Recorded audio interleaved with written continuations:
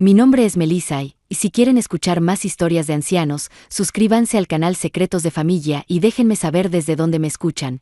Estaba sentada en la mesa de mi cocina, con una taza de té de manzanilla que ya se había enfriado, un poco después de la medianoche, cuando el teléfono rompió el silencio sepulcral de la casa. A mis 67 años, había aprendido una lección universal y dolorosa: nada bueno llega jamás con una llamada después de que se pone el sol. Sin embargo, ni siquiera toda mi experiencia me preparó para escuchar la voz temblorosa de mi nieto al otro lado de la línea. Abuela, soy yo, Mateo. Estoy en la delegación de policía. Dicen que la ataqué. Por un instante, el mundo entero se detuvo. El reloj de pared, el zumbido del refrigerador, incluso mi propia respiración pareció congelarse en el tiempo. Agarré mi abrigo y salí del departamento más rápido de lo que mis rodillas me habían permitido en años, ignorando el dolor punzante de la artritis que normalmente me frenaba. Mi nombre es Elena Márquez.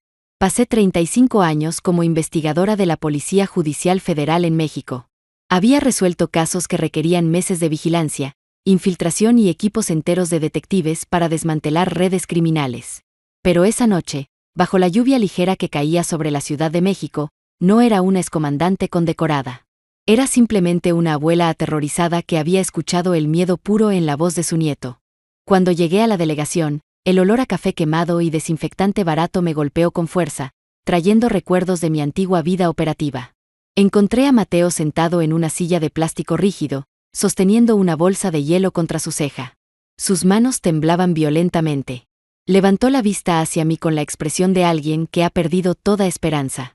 Ella dijo que la empujé por las escaleras. Abuela. Dijo que lo hice a propósito. Por ella, se refería a Verónica Castillo, su madrastra, la mujer con la que mi hijo Carlos se había casado 5 años atrás. Una mujer en la que nunca confié plenamente, cuya sonrisa siempre me pareció ensayada, pero a la que nunca pude desenmascarar con pruebas sólidas. Carlos creía cada palabra que salía de su boca, y de alguna manera, ella lo había convencido de que su propia madre era una carga anticuada y que su hijo era un delincuente en potencia. Me incliné y levanté suavemente la bolsa de hielo. Debajo había un corte profundo e hinchado que cruzaba su ceja, sangrando todavía. Era el tipo de lesión contundente que había visto demasiadas veces en mi carrera, provocada por un objeto sólido impactando con fuerza, no por una caída accidental. Y definitivamente no coincidía con la historia que Verónica había contado a los oficiales. Mateo susurró, con la voz quebrada: Abuela, te juro por mi vida que no la toqué. Ella me golpeó primero. Y luego empezó a gritar pidiendo ayuda como si yo la estuviera matando. En ese momento, algo dentro de mí se tensó, como un resorte de acero. No porque dudara de él, sino porque todo lo que decía tenía un sentido lógico perfecto. El tiempo, la naturaleza de la herida, el pánico genuino en su voz. Esa no era la voz de un niño violento tratando de cubrir sus huellas. Era la voz de una víctima acorralada por un adulto depredador que sabía exactamente cómo tender una trampa. Mientras abrazaba a mi nieto, sentí una claridad absoluta y fría descender sobre mí. Lo que fuera que estaba pasando en esa casa era mucho más oscuro de lo que nadie quería admitir, y yo no iba a permitir que continuara. El oficial de guardia nos permitió usar una pequeña sala, dándole a Mateo unos minutos para calmarse. Él sostenía un vaso de agua con ambas manos, sus dedos vibrando. Me senté frente a él, esperando. Había aprendido hacía mucho tiempo que un niño asustado habla mejor cuando no se le presiona. Después de una larga pausa, Mateo finalmente levantó la vista. Abuela, ella me golpeó primero. Yo no hice nada. Solo entré a la casa y ella ya estaba furiosa. Mantuve mi voz firme. Dime exactamente qué pasó, Mateo. Él asintió. Llegué a casa de la escuela y fui a mi habitación. Escuché a Verónica en el teléfono, hablando sobre vender tu departamento una vez que tú ya no estuvieras. Dijo: la vieja está enferma y será fácil una vez que convenza a Carlos. Mateo hizo una pausa, tomando aire. Salí al pasillo y ella me vio. Agarró el candelabro de plata de la mesa y me lo lanzó a la cara. Traté de moverme, pero me dio. Y entonces se tiró al suelo y gritó. Sentí que los viejos instintos despertaban. Detalles, secuencia, motivación. Todo se alineaba demasiado bien. ¿Y tu padre?, pregunté. Él le creyó, dijo Mateo, bajando la cabeza. Me gritó antes de siquiera preguntar. Dijo que yo la avergonzaba. Abuela, Le tengo miedo. Ella me dice que si hago un movimiento en falso, me enviará a un lugar muy lejos. Me recosté en mi silla. Mi corazón estaba pesado con la certeza del mal. Había visto este patrón antes. Un manipulador gana control aislando a la víctima. Mateo no mentía. Mientras lo envolvía en mis brazos, una promesa silenciosa se formó en mi interior.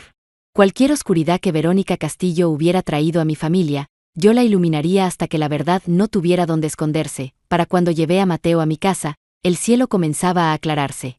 Lo acomodé en el sofá antes de llamar a la única persona en la que confiaba. Sofía Reyes contestó al segundo timbrazo. Ella y yo habíamos trabajado juntas durante más de 2 décadas antes de que ella abriera su firma de investigación privada.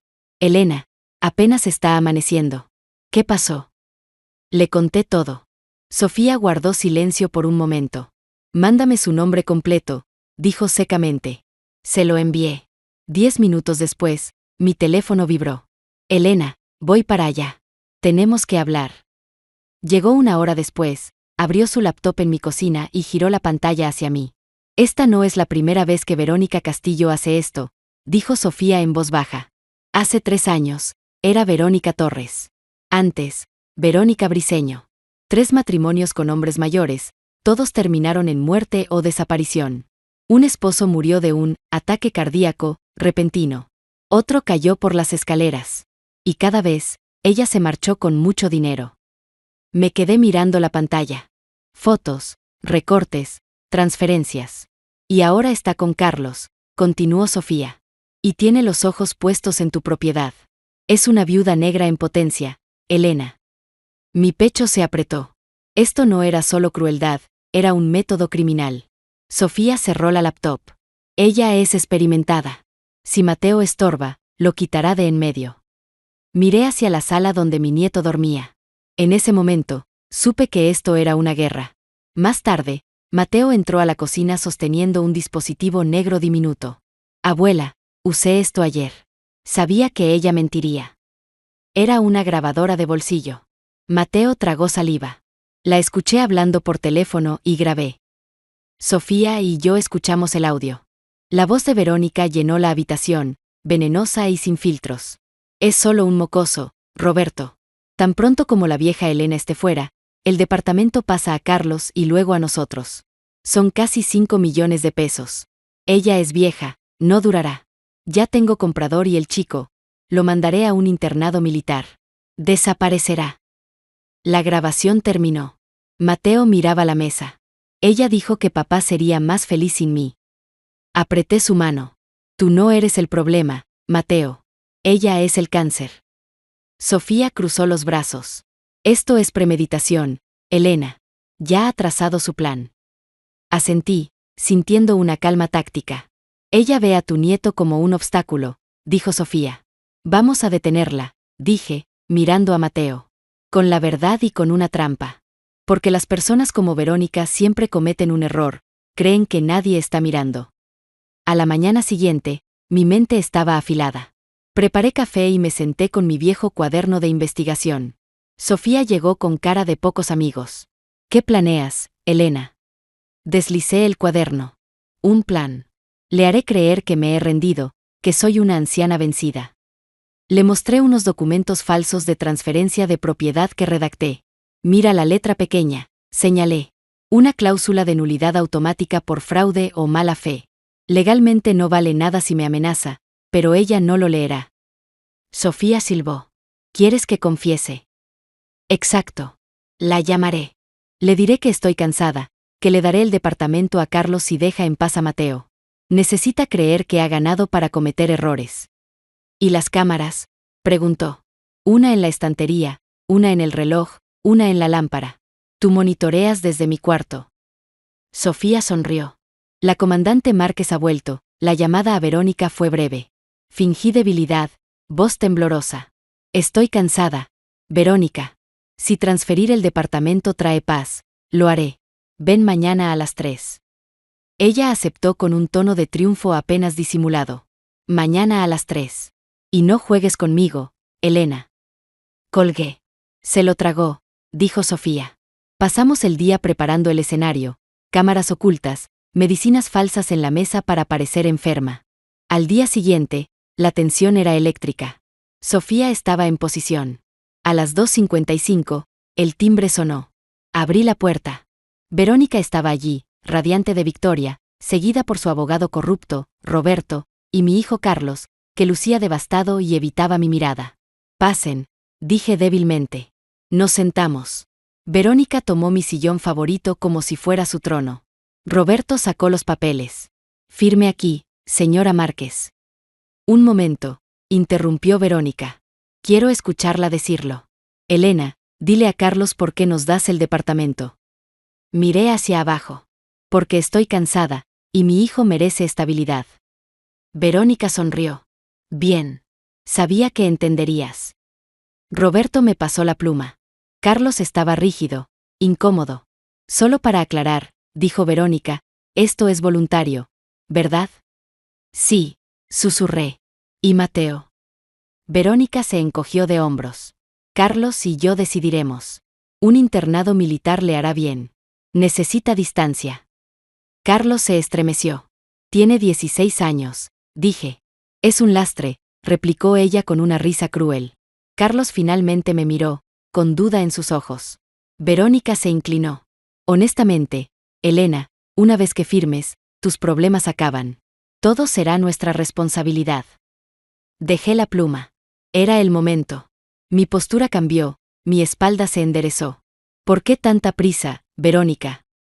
Su sonrisa vaciló. «Necesitamos estabilidad». «No», dije con mi voz de interrogatorio, firme y clara. «Tú necesitas el dinero». Saqué la grabadora del bolsillo y la puse en la mesa. Carlos se congeló. «¿Qué haces?», siseó Verónica. Presioné play. Su voz resonó. «Cuando ella muera, Carlos hereda todo. Vendemos la casa y enviamos al nieto lejos. Fácil». Carlos palideció. Verónica se puso de pie de un salto. «¿Me engañaste?» «No», te revelé. Carlos miró a su esposa con horror. «Verónica, dime que no dijiste eso». Ella intentó gritar. «Es falso». Ella lo editó. Negué con la cabeza. «Mateo lo grabó ayer. Y todo lo que has dicho hoy está siendo grabado por cámaras ocultas». Señalé las lentes. «Mi abogada ya tiene las copias». La máscara de Verónica cayó. Su rostro se llenó de odio. «Eres un ciego, Carlos. Tu madre te hunde. Yo soy la única que piensa en nuestro futuro». Carlos se levantó, su voz dura. «Estabas esperando que mi madre muriera. Planeabas deshacerte de mi hijo». Rompí los papeles frente a ella. «Esto termina hoy», dije. Carlos señaló la puerta. «Lárgate de mi casa. Ahora.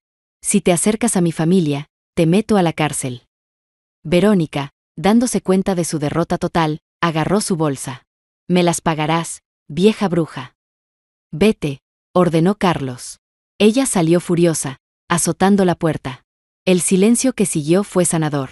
Carlos se derrumbó en el sofá, llorando. «Mamá, soy un estúpido. Lo siento tanto». Me senté a su lado y tomé sus manos. «Te perdonamos, hijo. Estaba ciego, pero ahora ves». Esa noche, mirando por la ventana con mi familia a salvo, recordé que la verdad siempre sale a la luz. Si te sientes atrapado, recuerda, tu voz importa. No es tarde para defender lo que es correcto. Si esta historia te movió, compártela. Dale valor a alguien más.